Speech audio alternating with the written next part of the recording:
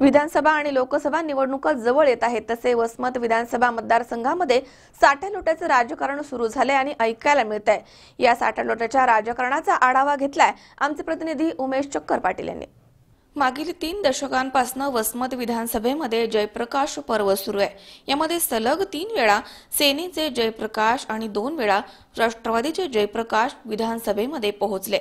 सध्या सेनेचे जयप्रकाश विधानसभेमध्ये असताना त्यांना पराभवाची धास्ती वाटते की काय, म्हणून तर लोकसभेच्या वाटेवरती आहेत की दुसऱ्या प्रकाशला विधानसभेमध्ये पाठवण्यासाठी हे साठ्यालोट्याचे राजकारण पडद्याआड सुरू आहे। याचीच चर्चा वसमत विधानसभेमध्ये सध्या जोमाने सुरू आहे।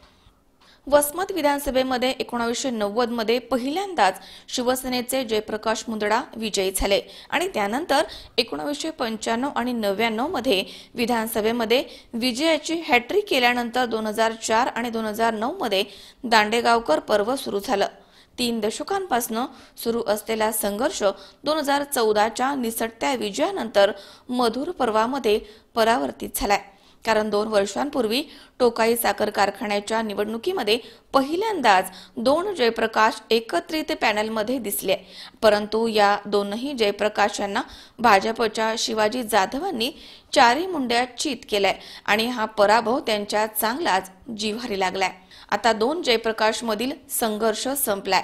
साठ्यालोट्याच्या राजकारणाची नवी पहाट उजडण्याच्या मार्गावर आहे। कारण शिवसेनेकडनं जयप्रकाश मुंदडा लोकसभा लढवणार असं दिसून येत असताना निवडणुकीमध्ये त्यांना विजयासाठी दुसऱ्या प्रकाशाचं सहकार्य लाभणार आहे। विधानसभेमध्ये विजयासाठी त्या प्रकाशाला या जयची मदत होणार अशी चर्चा राजकीय वर्तुळामध्ये सध्या सुरू आहे।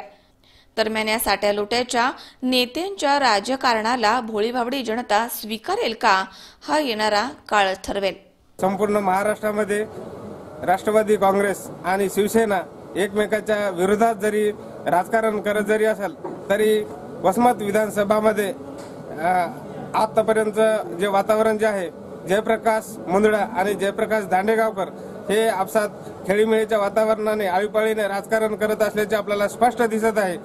याचं जिवंत उदाहरण म्हणजे टोकाई कारखान्याची इलेक्शन असो, जे शिवेश्वर बँकेची इलेक्शन असो, डॉक्टर जयप्रकाश मुंदडा बँकेची इलेक्शन असो, हे आपसात एकत्र राहून आपसात खेळीमेळीच्या वातावरण तयार करून राजकारण करीत आहेत।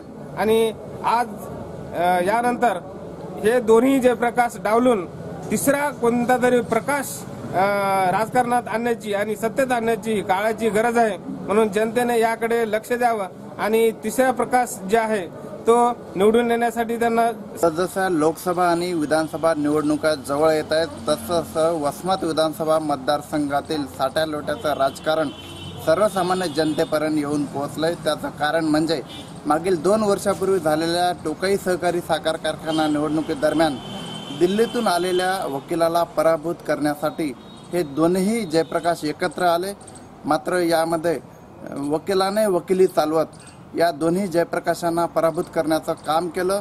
त्यामुळे मागील 2 वर्षापासून नव्हेच तर मागील 3 दशकापासून चालत आलेलं हे साठ्यालोट्याचं राजकारण आता ही येणाऱ्या लोकसभा आणि विधानसभा निवडणुकीत ही भोळीभाबडी जनता यांना स्वीकारेल का, हाच मोठा प्रश्न या ठिकाणी उपस्थित होतोय।